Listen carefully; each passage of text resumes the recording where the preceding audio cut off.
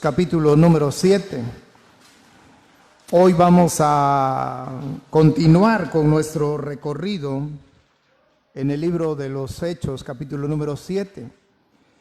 La semana pasada dimos inicio al estudio, al análisis de lo que el capítulo 7 nos enseña, y el mensaje de la semana pasada recibió el mismo nombre que el que recibe esta semana, puesto que los 60 versículos del capítulo 7 del libro de los Hechos tienen un mismo tema, y el tema es el sermón de Esteban.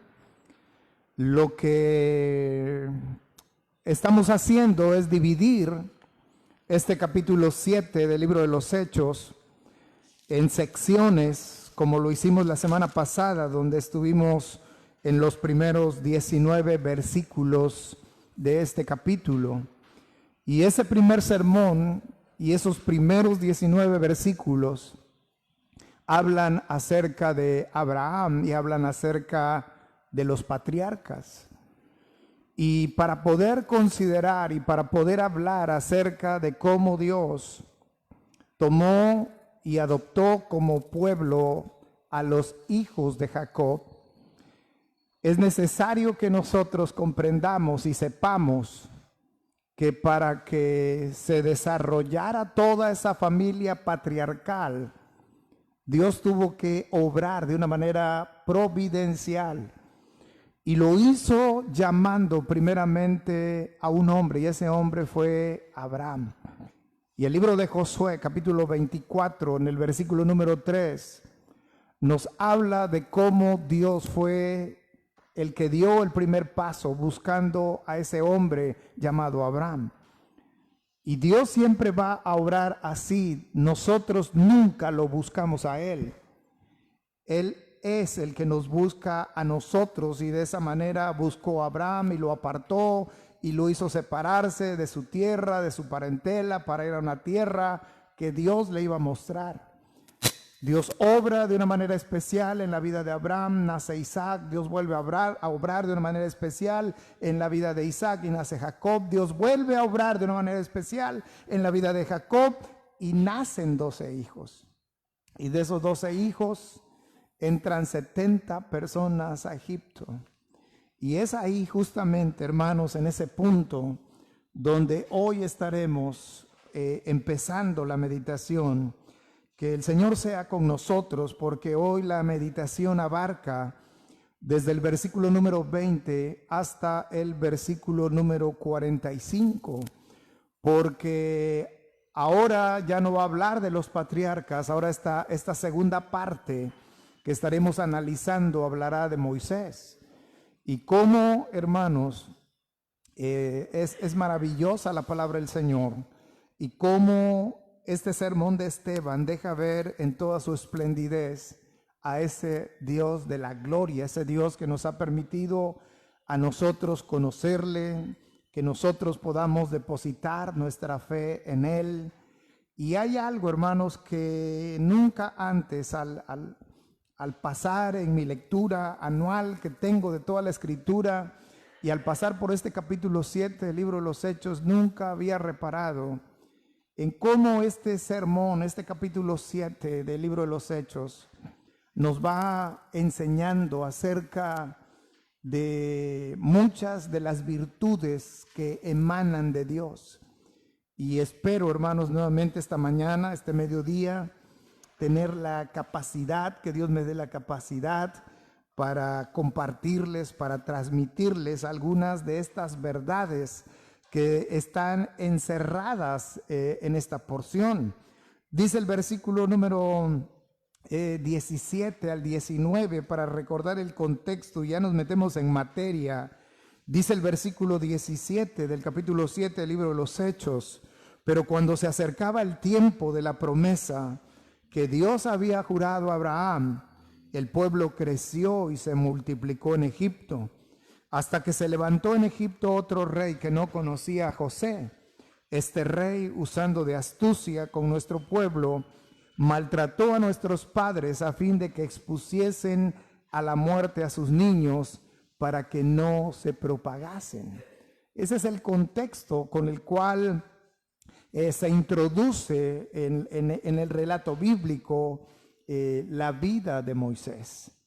Ahora, es importante, hermanos, lo que el versículo 17 señala, porque dice el versículo 17, pero cuando se acercaba el tiempo de la promesa que Dios había jurado a Abraham.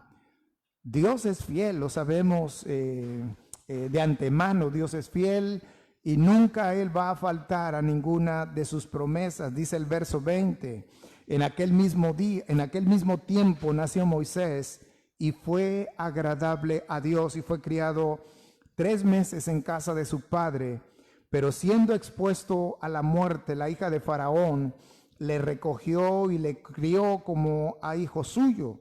Y fue enseñado Moisés en toda la sabiduría de los egipcios y era poderoso en sus palabras y obras. Esta es, hermanos, la primera parte en la cual nosotros vamos a detenernos a pensar un poco acerca de cómo Dios guardó la vida de Moisés. De cómo Dios guardó la vida de Moisés. Porque es justo en ese tiempo en el cual Dios prepara el nacimiento del que Él había escogido para cumplir una tarea especial dentro de su pueblo. Y este hombre, por supuesto, es Moisés. Y dice el Señor que el nacimiento de Moisés le fue agradable a Dios. ¿Y por qué le es agradable a Dios? Porque finalmente, hermanos, Dios está en todo momento sabiendo, conociendo las circunstancias que su pueblo, estando en Egipto, está siendo sometido. Y lo veremos un poco más adelante. Y no quisiera abundar mucho en los detalles que nos habla el libro de Éxodo, de cómo Dios obra en la vida de Moisés. Pero Dios lo tenía escogido y hay una similitud también en cuanto al nacimiento de Moisés con la vida del Señor Jesucristo. Aquí nosotros sabemos cómo ese nuevo faraón, de manera astuta, planificó algo para que los judíos no se reproducieran. Y nosotros recordamos la historia del nacimiento del Señor Jesucristo, como también el rey Herodes organizó también con astucia una matanza. Ahora, todo esto, hermanos, es importante que no perdamos de vista que a lo largo de todo el recorrido de la Escritura no hay sino algo plasmado siempre. Hay una lucha de parte del enemigo por cortar el linaje de bendición del cual vendría nuestro Señor Jesucristo. Eso lo vamos a ver siempre en toda la Escritura. Esa lucha espiritual por cortar ese linaje empieza desde Caín y Abel. Y conocemos también la historia. Cómo Caín se levanta en contra de su hermano Abel y le quita la vida. Y ese es el primer intento, hermanos, para cortar ese linaje de bendición. Cuando llegamos aquí a este punto de la historia, cuando Moisés nace y toda esa matanza organizada por Faraón no es sino un capítulo más, una forma más, un método más, un intento más en los cuales el enemigo está intentando cortar ese linaje de bendición. Y es un tema extenso que no lo vamos a abordar ahora, pero siempre tengamos presente que a lo largo de toda la Escritura, siempre el enemigo, y a lo largo de los siglos y de las generaciones, el enemigo siempre intentó cortar la posibilidad de que el Señor Jesucristo naciese. Y ese es el asunto a lo largo de toda la Escritura. Y dice el versículo número 22, y fue enseñado Moisés en toda la sabiduría de los egipcios. Y era poderoso en sus palabras y obras. Ahora, nosotros podemos comprender, hermanos, quizás un poco el nivel y el tipo de preparación que Moisés recibió siendo el hijo adoptivo de la hija de Faraón. En pleno siglo XXI, en el tiempo que a nosotros nos está tocando vivir, hay escuelas, y no vamos a pensar en las grandes universidades en el mundo, pero tan solo en nuestro país hay escuelas a donde muchos estudiantes quisieran entrar, porque son escuelas que se han ganado un prestigio y donde los alumnos salen mejor preparados y salen más acreditados por haber estudiado en esas universidades. Y ejemplos hay muchos. Pero imagínense ustedes cómo sería la preparación que Moisés recibió, siendo el nieto de Faraón. Y la escritura, Esteban en su sermón dice que Moisés era poderoso en sus palabras.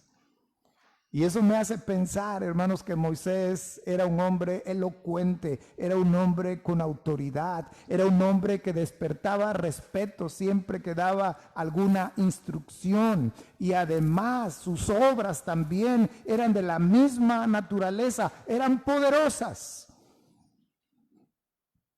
Ahora, cuando nosotros leemos el libro de Éxodo y cuando vemos que Dios llama a Moisés lo que hace es utilizar un argumento para evadir ese llamamiento que Dios le está haciendo. Dice el versículo número 23, que cuando hubo cumplido de la edad de 40 años, le vino al corazón el visitar a sus hermanos, los hijos de Israel. Y al ver uno que era maltratado, lo defendió e hiriendo al egipcio, vengó al oprimido. Pero él pensaba que sus hermanos comprendían que Dios les daría libertad por mano suya, mas ellos no lo habían entendido así. Y al día siguiente se presentó a uno de ellos que reñían y los ponía en paz, diciendo: varones, hermanos sois, ¿por qué os maltratáis el uno al otro? Entonces el que maltrataba a su prójimo le rechazó diciendo: ¿quién te ha puesto por gobernante y juez sobre nosotros? ¿Quieres tú matarme como mataste ayer al egipcio? Al oír esta palabra, Moisés huyó y vivió como extranjero en tierra de Madián, donde engendró 2 hijos. Pasados 40 años, un ángel se le apareció en el desierto del monte Sinaí, en la llama de fuego de una zarza.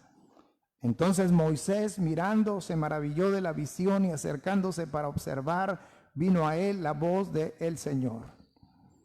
Ahora, esta parte, hermanos, nos podemos dar cuenta cómo Moisés recibe un llamado especial de parte de Dios. Sabemos que Dios, hermanos, preparó el nacimiento de Moisés porque Dios nos escoge aún antes de la fundación de este mundo. Es cierto, no hay un pasaje en la Escritura que hable, que haga referencia al pueblo de Israel o que haga referencia a Moisés, como sí lo hace para la iglesia allá en Efesios capítulo 1, donde dice que Él nos escogió antes de la fundación del mundo. Pero sabemos que Dios, hermanos, es eterno y Dios es el que, como decíamos la semana pasada, Dios es en su soberanía, Él traza, como dice el himno, el curso de los grandes ríos, Él traza nuestras vidas, Él nos abre puertas, Él nos cierra puertas, Él va acomodando cada pieza sin importar las circunstancias o si nosotros queramos o no obedecer al llamado que Dios nos ha hecho. Y nosotros, cuando leemos el libro de Éxodo, sin consultar lo que Esteban está predicando aquí en este capítulo, nosotros siempre nos quedamos donde Moisés tenía problemas para hablar. Yo he oído a muchos hermanos enseñar o predicar diciendo, pues es que Moisés tenía problemas de habla, probablemente Moisés era tartamudo y se empiezan a inventar una serie de situaciones. No, Moisés era un hombre poderoso en palabras y en obras. Él había recibido la mejor preparación egipcia. Ahora, es interesante, hermanos, que Moisés vive 120 años. 120 años vive Moisés. Y cómo ese Dios soberano divide su vida en tres grandes etapas. Los primeros 40 años viviendo en adopción bajo el techo de Faraón, recibiendo la mejor instrucción. Seguramente los egipcios pensaron en su momento que Moisés sería el sustituto del Faraón, por ser un hombre poderoso en obras, por ser un hombre poderoso en palabras. Pero Dios no lo llevó a Egipto para ser el sustituto de Faraón. Y Dios en su soberanía, hermanos, permite muchas veces que nosotros vayamos a ciertos sitios, que vayamos a ciertas ciudades, que nosotros vivamos en ciertas circunstancias, no porque Dios nos quiera ahí, sino porque Dios está usando esa parte de ese tiempo, esa experiencia acumulada, inclusive ese conocimiento acumulado, porque Dios nos va a usar años más adelante que ni siquiera nosotros tenemos en consideración. Ahora, el corazón de Moisés estaba con el pueblo, porque aunque él era el nieto adoptivo de Faraón, por su sangre corría sangre judía. Él era un judío de corazón. Yo creo que si nosotros adoptáramos una nueva nacionalidad, la que se les ocurra, en nuestro corazón seguiría vibrando al ver los colores verde, blanco y rojo, ¿verdad? Porque aunque el papel dijera que tienes una nacionalidad diferente o una segunda nacionalidad, de corazón tus raíces son mexicanas. Y Moisés obró, hermanos. Y yo no sé si Moisés obró de manera precipitada y de manera humana, quitándole la vida a aquel egipcio, defendiendo a un paisano suyo, no lo sé. A veces uno cuando predica, hermanos, a veces uno es demasiado osado tratando de sacar conclusiones. Pero en su mente, en su corazón, Moisés sabía realmente que Dios lo había escogido para hacer una tarea. Ahora, finalmente, cuando aquel crimen que él comete del egipcio se descubre, él termina huyendo al desierto. Y su etapa en el desierto, hermanos, son otros 40 años. Los primeros 40 años los vive en Egipto. Los segundos 40 años, Moisés los vive en el desierto. Y es en el desierto donde Dios lo llama. Ahora, para quienes les gusta la numerología en la Biblia, siempre que la Escritura usa el número 40, ya sea en días o en años, el 40 es sinónimo de prueba. El número 40 está ligado a un periodo de prueba. Ahora, Dios lo que hace es sacar a Moisés de Egipto para llevarlo al desierto. Y es justamente, hermanos, alejado del bullicio, alejado de esa cultura avanzada, como seguramente en su momento lo fue la cultura egipcia, la ciencia egipcia, la arquitectura egipcia y toda su majestuosidad y grandeza de los egipcios. Dios lo aleja de ahí. Dios no llama a Moisés estando en palacio de Faraón. Dios no llama a Moisés estando cubierto, acostado en sábanas de lino, no. Dios llama a Moisés, pero lo llama viviendo en soledad, viviendo en el desierto. Y eso, hermanos, tiene que dejarnos una enseñanza a nosotros. Porque cuando Dios quiere revelarnos algo y lo quiere hacer de una manera especial, siempre nos va a hacer que nosotros vayamos a un desierto. No son las mejores circunstancias, no son las cosas que nosotros quisiéramos. Pero como lo hemos venido diciendo una y otra vez a lo largo de la vida, a lo largo de los años, a lo largo de estos domingos que hemos estado aquí inmersos en el libro de los Hechos, Dios tiene una manera diferente de tratar en nuestras vidas. Hace 1 o 2 domingos citaba yo esa frase donde dice que Dios pareciera desvestir a aquel que quiere vestir y humillar a aquel que quiere glorificar. Y uno dice, ¿y para qué? ¿Para qué todo ese proceso? ¿Para qué Dios nos tiene que llevar por un desierto? ¿Para qué Dios nos tiene que hacer pasar por un tiempo de prueba, de sufrimiento? Es muy simple. Y la respuesta tiene que ver, hermanos, con nuestra formación, con nuestro carácter.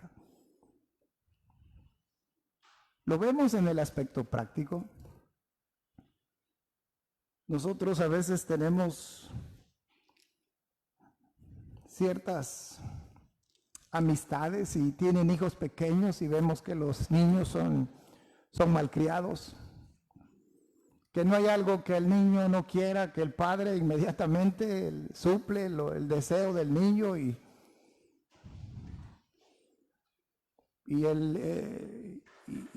lo que están haciendo los papás con ese niño es una persona engreída. Una persona que nunca va a aprender que las cosas para obtenerlas cuestan. Y así podemos seguir la lista de cosas. Y hermanos, Dios es dueño de todas las cosas. Pero Dios, antes de usar nuestra vida para bendecir la vida de otros, primero Dios tiene que tratar con nosotros. Porque Dios siempre va a prepararnos para la tarea que Él tiene asignada para nosotros.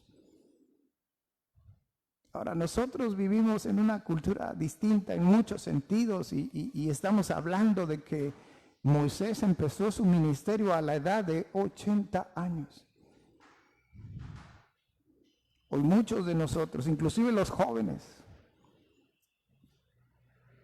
ya piensan en el retiro. Muchos jóvenes cristianos ya quieren que Cristo venga. ¿Será porque aman mucho al Señor? No es eso. No es eso, simplemente se quieren, como don Jaimito, quieren evitar la fatiga. Quieren brincarse todo eso, ya que Cristo venga y nos ahorramos un montón de dificultades. Otros estamos esperando que lleguemos a la edad de 60, 65 años, ¿verdad? Colgar los guantes y no hacer nada. Moisés empezó su ministerio a los 80 años, pero antes Dios lo llevó al desierto. Ahora fíjense, él nació judío. Corría sangre por sus venas judías y esa pasión lo llevó a quitarle la vida a un egipcio. Pero eso no significa que Moisés conocía realmente cara a cara y de forma personal al único y verdadero Dios. Dice el versículo 31, dice el versículo 30, pasados 40 años, un ángel se le apareció en el desierto del monte Sinaí, en la llama de fuego de una zarza. Entonces Moisés, mirando, se maravilló de la visión y acercándose para observar, vino a él la voz del Señor: yo soy el Dios de tus padres, el Dios de Abraham, el Dios de Isaac y el Dios de Jacob. Y Moisés, temblando, no se atrevía a mirar. Y le digo: el Señor, quita el calzado de tus pies, porque el lugar en que estás es tierra santa. Ahora yo insisto en este punto, hermanos. Él es judío. Su nodriza fue su propia madre. Yo no sé si su mamá le cantaba salmos cuando era un bebé.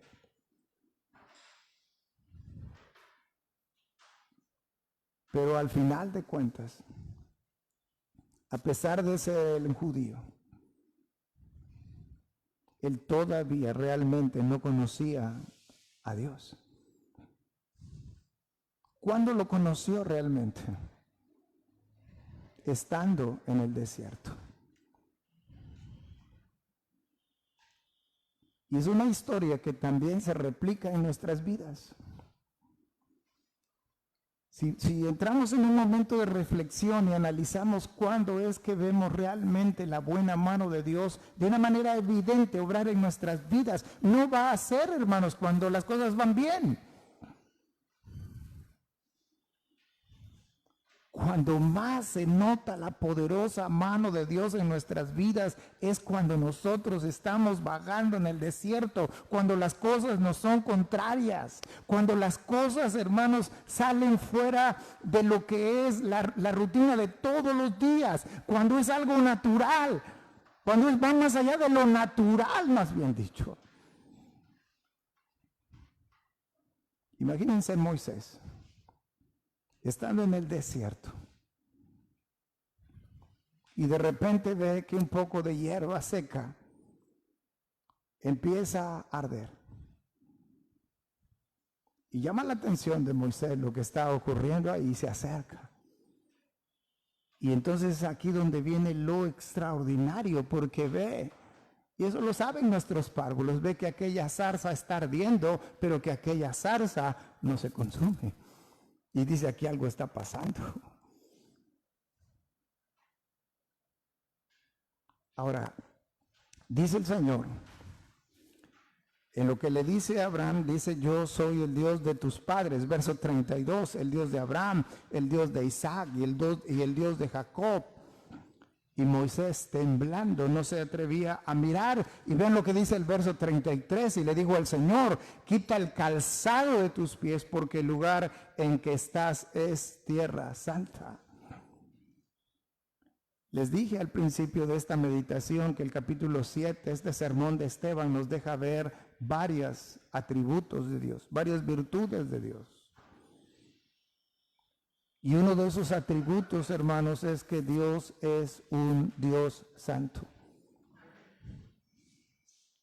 Pero ese Dios santo es un Dios que también santifica. Y Dios santifica personas y Dios santifica también lugares. Y es algo, hermanos, que tenemos que nosotros tener bien grabado.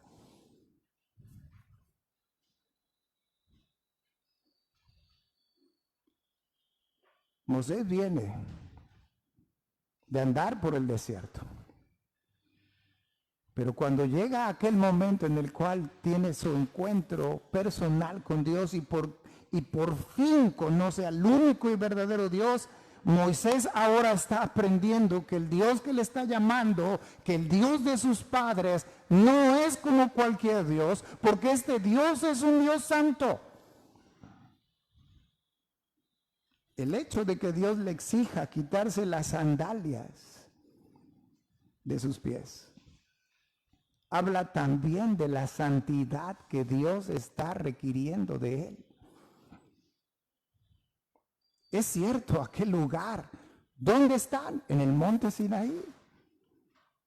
Aquel lugar es un lugar santo, sí. Pero también requiere Dios y está exigiendo Dios santidad de Moisés. Y es la misma exigencia que Dios hoy nos hace usted y a mí. Él es santo. Y Él lo que va a hacer siempre, en todo momento, hermanos, es exigirnos santidad. Ahora, Dios sabe. Dios conoce el corazón de su pueblo. Y años más adelante, Mientras Moisés está recibiendo las tablas de la ley y él se ausenta, el pueblo dice, pues no sabemos qué habrá pasado con este Moisés. Pero oye, Aarón, ¿por qué no nos haces 2 becerros para que los adoremos? Porque ellos fueron los que nos sacaron de Egipto.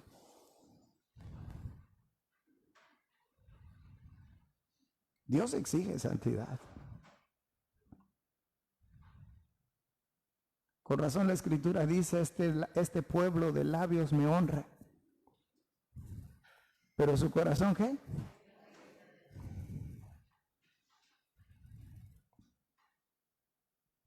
Y ese es el punto. A veces estamos aquí, como hoy estamos en el templo. Gracias al Señor, pero ¿cuántos realmente está aquí? El cuerpo está aquí, pero lo demás estar aquí.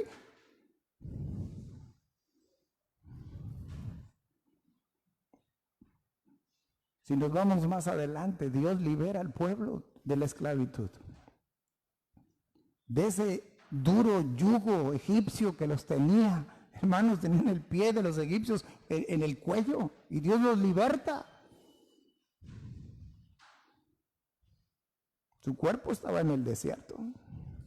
Hablo del pueblo, su cuerpo estaba en el desierto, estaban bajando ahí en el desierto, pero su corazón estaba en Egipto. ¿Y de qué se acordaban? De las grandes, eran dragones como yo, de las grandes ollas de carne, del pescado, las legumbres, ¿verdad?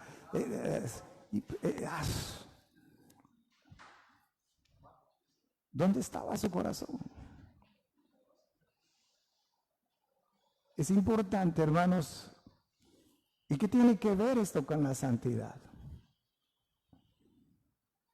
Que nuestro corazón siempre esté conectado con ese Dios santo. A donde quiera que nosotros vayamos.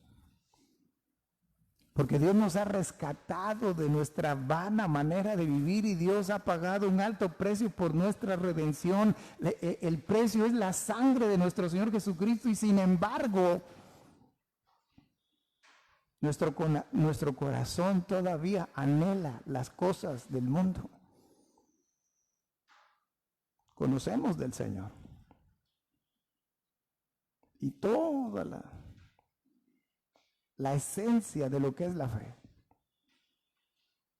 Pero a lo mejor nuestro corazón aún siga atrapado en Egipto.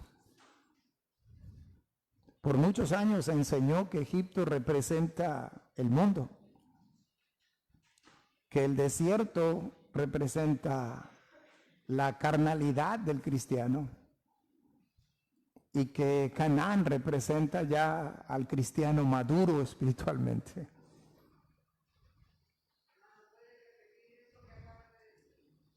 Que Egipto representa el mundo, que el desierto representa a un cristiano ya, pero carnal, y que Canaán representa ya al cristiano maduro espiritualmente. Muchos años, ¿eh? Pero me fui muy atrás usando ese ejemplo. Pero hermanos, lo cierto es que debe haber una conexión, sin importar dónde estemos ni qué estemos viviendo. Nuestro corazón debe estar situado en Dios. Ahora imagínense que estuviéramos nosotros un Dios complaciente, que todo nos los da. Que nosotros viniéramos en oración y le pidiéramos cualquier cosa, de esas cosas que se nos ocurren de repente descabelladas, pedirle al Señor en oración y Dios de repente dijera, ahí está, hijo, no sufras. ¿Cómo seríamos nosotros, hermanos? ¿Nos estaría haciendo Dios algún bien para formar nuestro carácter?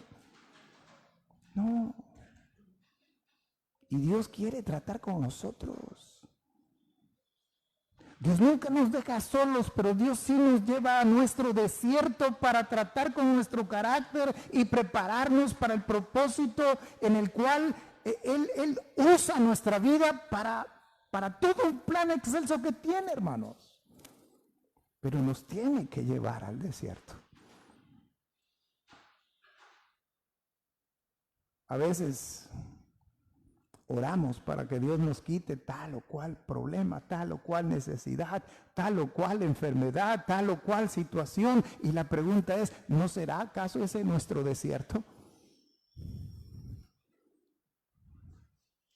Y cada caso y cada situación, cada vida es diferente. Es diferente. Ahora, sigue diciendo aquí la Escritura. Vean ustedes, hermanos. Dice la Escritura, verso 34. Ciertamente he visto la aflicción de mi pueblo que está en Egipto. Lo voy a volver a leer. Ciertamente he visto la aflicción de mi pueblo que está en Egipto y he oído su gemido y he descendido para librarlos. Ahora pues ven, te enviaré a Egipto. ¿Qué nos produce este versículo, hermanos? Por eso digo que muchas veces digo que leemos la Biblia por leerla. Pero este versículo 34, ¿qué nos enseña?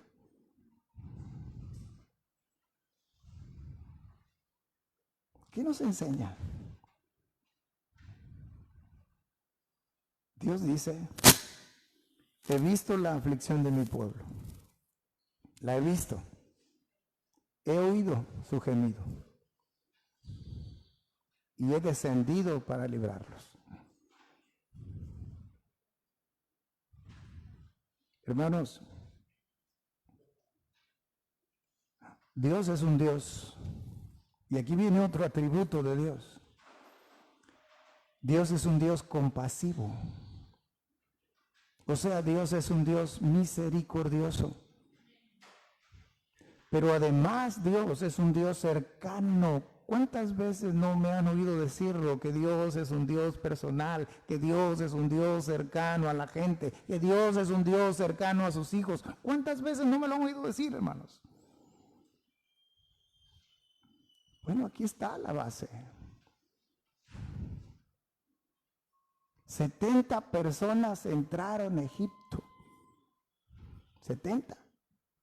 Hubo una gran explosión demográfica y el nuevo faraón vio toda esa explosión demográfica como una amenaza para Egipto. Astutamente diseña una estrategia para que todo varón judío sea muerto, con la intención de cortar el linaje divino a través de Moisés, en el cual vendría el Señor Jesucristo. Dios guarda la vida de Moisés. Dios prepara a Moisés durante 40 años con toda la cultura egipcia, lo saca de Egipto y lo lleva por 40 años en el desierto, y a los 80 años Moisés está listo para sacar al pueblo de la esclavitud por la buena y poderosa mano de Dios. ¿Y por qué Dios los va a librar? Porque ha visto y ha oído que por 400 años el pueblo de Israel ha estado esclavizado en Egipto. Ahora, hermanos, es necesario que pensemos en nosotros. ¿Acaso Dios no sabe lo que pasamos? ¿Acaso Dios no conoce? ¿Acaso Dios es indiferente a las circunstancias que tú hoy estás pasando? No. Dios sabe. Dios lo sabe todo, hermanos, absolutamente todo. Ahora hay un pasaje que quiero mostrarles. Un pasaje impresionante. Es una oración, y me refiero no a una oración de orar, sino a una oración gramatical. Está en Isaías. ¿Usted qué piensa, hermano? Fíjense lo que les voy a plantear. Es una pregunta. ¿Usted cree que Dios sufre cuando usted sufre? ¿Por qué? Porque está correcta todas sus respuestas. Porque está interesado de manera personal en nuestras vidas. Y yo no sé si alguna vez usted ha leído este pasaje, pero o si siquiera lo conoce, pues. Y me refiero a Isaías 63:9. Yo sé que muchos se van a quedar boquiabiertos hoy con esta porción. 63:9. Y es nada más la primera oración de este versículo. Dice, en toda angustia de ellos. Se los dije. Me río porque se los dije, porque lo sabía que se iban a sorprender. En toda la angustia de ellos, Él fue, ¿qué cosa?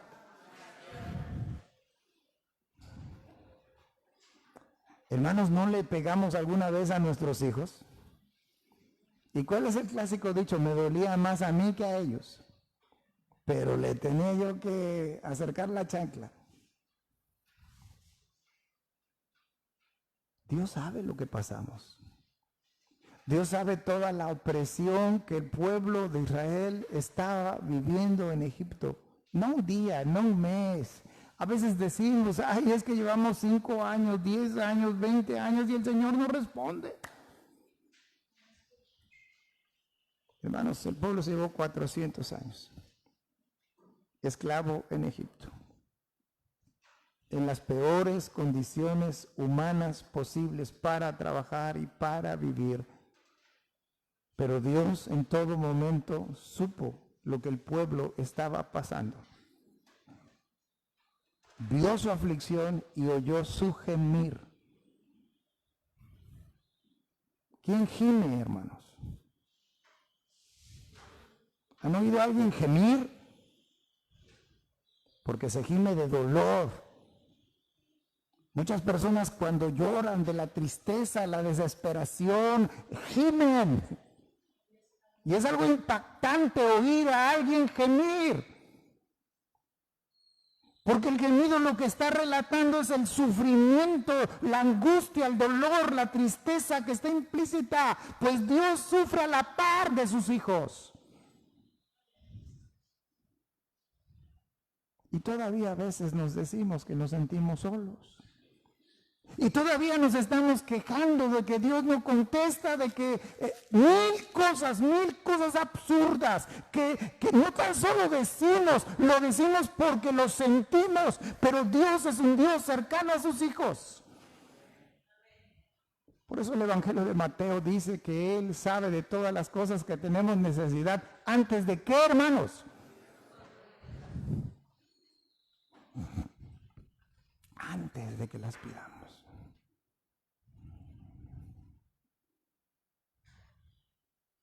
Yo he estado insistiendo en estos últimos domingos, hermanos, de que Dios es soberano. Y yo sé que no puedo convencer a nadie, mis palabras no convencen a nadie. Lo que sí espero es que Dios nos convenza, que Dios nos enseñe y que llevemos a la práctica estas cosas. Dios es el soberano.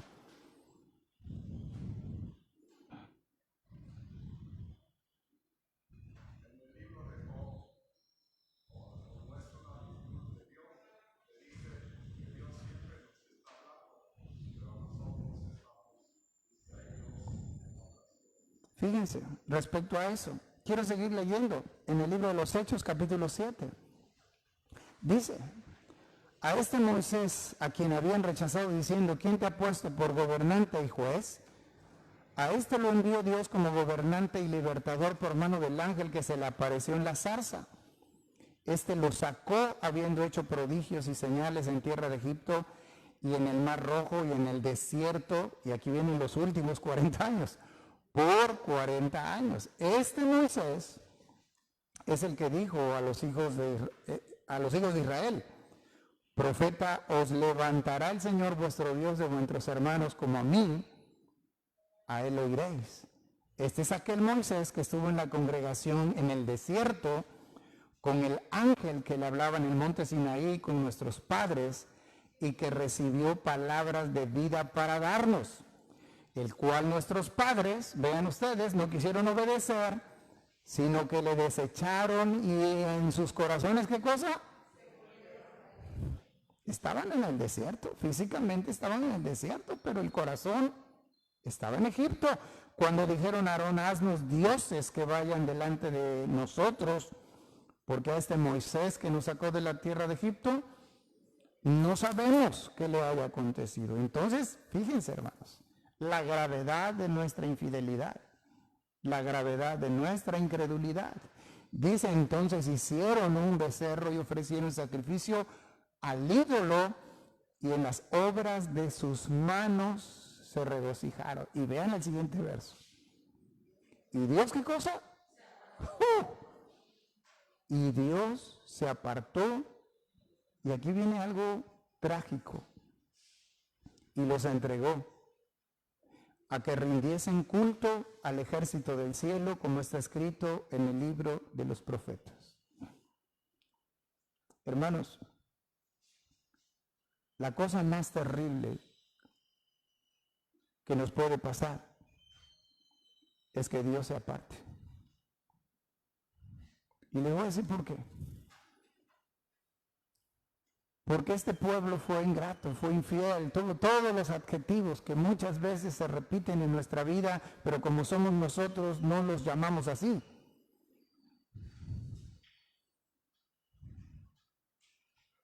Pero ellos hicieron ídolos. Ellos entregaron su adoración, su alabanza, su culto. Todo lo que le pertenece a Dios se lo dieron a esas imágenes. Y le acreditaron a esas imágenes que esas imágenes habían sido los que los habían sacado de Egipto. ¿Qué hizo Dios? Se apartó. Porque Dios, ese Dios personal y ese Dios santo, siempre nos está estorbando. Siempre, siempre, siempre. Para no pecar, para no caer, para no hacer esto, para no hacer aquello. Dios siempre está estorbándonos, cerrándonos los caminos, las puertas. Pero si nosotros insistimos, llega el momento en el cual Dios se aparta. Es decir, muchas veces yo quise enderezar tu camino, ¿no quieres? Y lo peor que le puede pasar, no solamente a un hijo de Dios, sino a cualquier persona, es que Dios se aparte de él. ¿Saben por qué? Porque separados de Dios,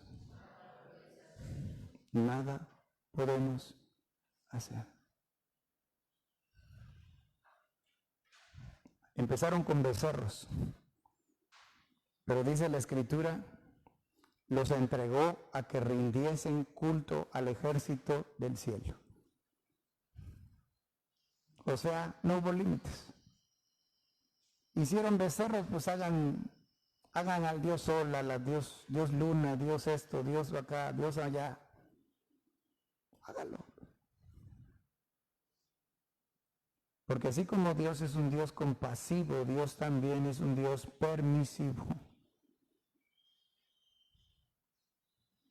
No es la voluntad de Dios que se adoren imágenes. No es voluntad de Dios que hagamos tal o cual cosa, pero cuando se rebasa el límite que Dios tiene, Dios se aparta. Y entonces dice, así es. ¿Por qué estamos llegando hablando de esa frase y los entregó? Es la misma frase que encontramos en Romanos capítulo 1, donde dice que los entregó a pasiones vergonzosas, a que cambiaron el uso natural de la mujer, el uso natural. ¿Por qué estamos llegando y estamos viviendo los niveles que hoy vivimos? Porque Dios los entregó. Adelante. Ah, que el amor es el amor. Ah, bueno, adelante, dice el Señor. Y lo demás, ¿para qué me meto en camisa de 11 varas? Usted lo conoce. Pero es porque Dios se apartó. Si sigo leyendo, dice, ¿acaso me ofreceréis víctimas y sacrificios en el desierto por 40 años, casa de Israel? ¿Acaso me ofrecisteis víctimas y sacrificios en el desierto por 40 años, casa de Israel? Y vean hasta dónde llegó el pueblo de Israel. Antes bien llevasteis el tabernáculo de Moloch y la estrella de vuestro dios Renfán, figuras que os hicisteis para adorarlas, os transportaré pues más allá de Babilonia. Tuvieron nuestros padres el tabernáculo del testimonio en el desierto, como había ordenado Moisés, como había ordenado Dios cuando dijo a Moisés que lo hiciese conforme al modelo que había visto, el cual recibido a su vez por nuestros padres lo introdujeron con Josué al tomar posesión de la tierra de los gentiles, a los cuales Dios arrojó de la presencia de nuestros padres hasta los días de David. Hermanos, qué segunda parte de este sermón de Esteban. Pero lo más importante, una de las cosas más relevantes en las cuales yo quiero hacer énfasis,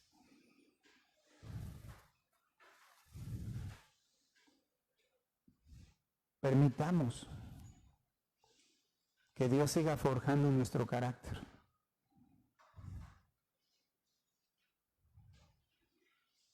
Permitámoslo. Y vengamos delante del Señor, pero vengamos a Él con honestidad, diciendo, Señor,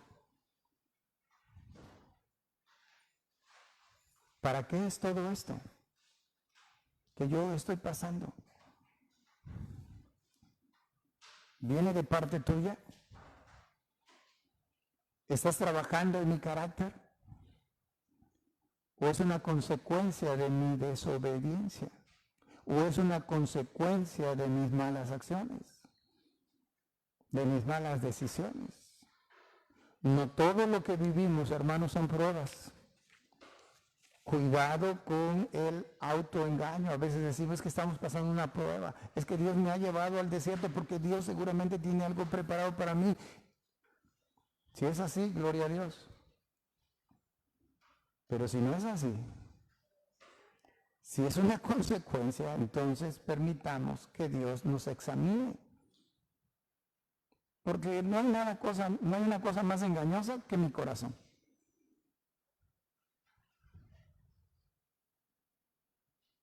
Y así somos todos los seres humanos. Porque lo que está mal en otros, en nosotros está bien. Y es lo mismo. ¿Y por qué hacemos ese tipo de juicios y de evaluaciones? Porque mi corazón es engañoso. Eso dice la Escritura. Pero si Dios me examina y Dios me lleva a los terrenos de que me haga saber por qué, porque todo tiene un porqué, una razón de qué, así como también todas las cosas tienen un para qué, todos así.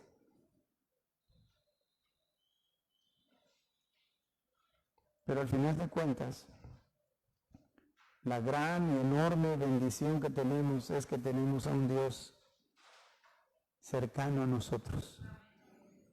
Y es un Dios misericordioso, es un Dios que se compadece. Él sufre junto con nosotros. Entendamos algo. Siempre lo cito cada vez que voy a hablar de esto. Mi esposa habla de un canto que yo ni lo conozco, no me lo sé, pero dice que hay un canto que dice que Dios jamás sufrió por el sol, que nunca sufrió por la luna. Y así empieza el canto a describir la naturaleza. Pero a Dios sí sufrió por el hombre. Y hace una referencia a la caída del hombre en Edén. Y es cierto. Nunca vamos a ver en la Escritura que Dios sufra por algo de la naturaleza.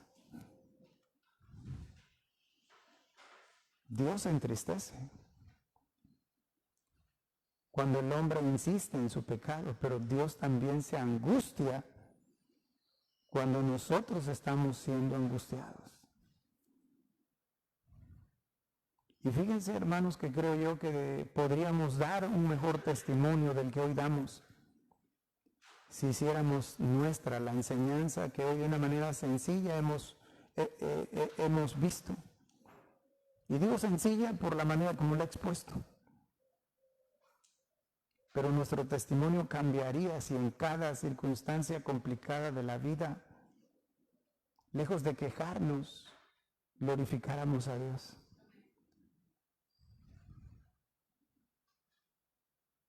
Porque hay mucho creyente quejumbroso.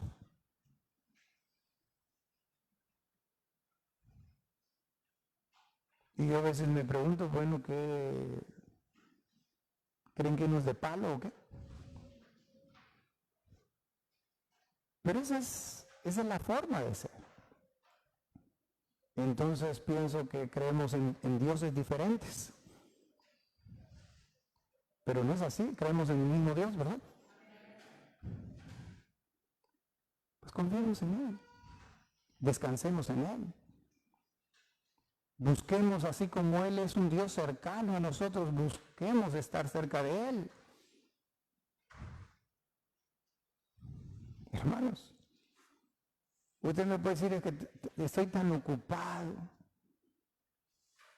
que no me da tiempo a leer la Biblia. Bueno, hermana, si usted es una ama de casa muy ocupada y tiene muchos trastes que lavar, mucha ropa que lavar, mucha ropa que planchar, tiene una casa muy grande que no le alcanza el día para limpiarla y no puede leer la Biblia, le tengo una solución a su problema. Hay Biblias en audio.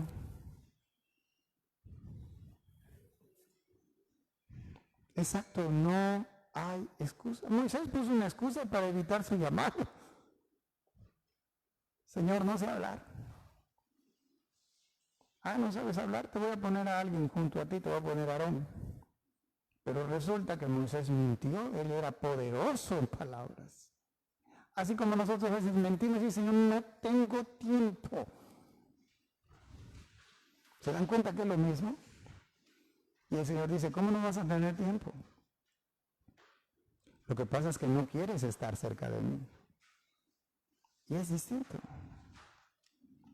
¿Qué sería de nosotros, hermanos, que estuviéramos en un lugar como el Edén? Sin pastores, gracias al Señor. En Edén no hay pastores, en Edén no hay Biblias, en Edén no hay conferencias, en Edén no hay institutos, en Edén no hay nada.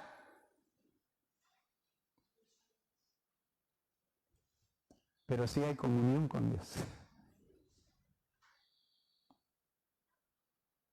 ¿Por qué lo menciono así? Porque las limitantes están en nosotros. Yo los sigo animando, hermanos, a que descansemos en Dios, que confiemos en Dios. Y en el siguiente momento difícil que usted tenga, porque tarde o temprano se va a presentar, si es que usted ahorita no tiene ningún momento difícil, que bueno, acuérdese que Dios está con usted y que Dios está sintiendo lo que usted siente. Hable con Él, descanse en Él. Pongámonos en pie.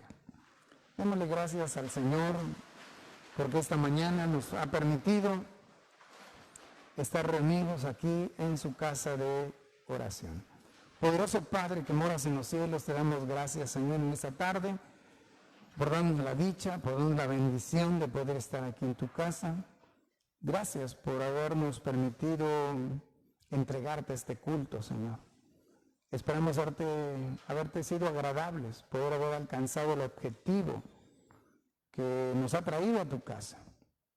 Y Señor, gracias por tu palabra. Gracias, Señor, porque aunque de una manera sencilla, por la forma en que ha sido expuesta tu palabra esta tarde, Señor, creo que si nuestro oído ha estado atento y nuestro corazón ha estado abierto, hay muchas cosas para llevar a casa, Señor, y darnos cuenta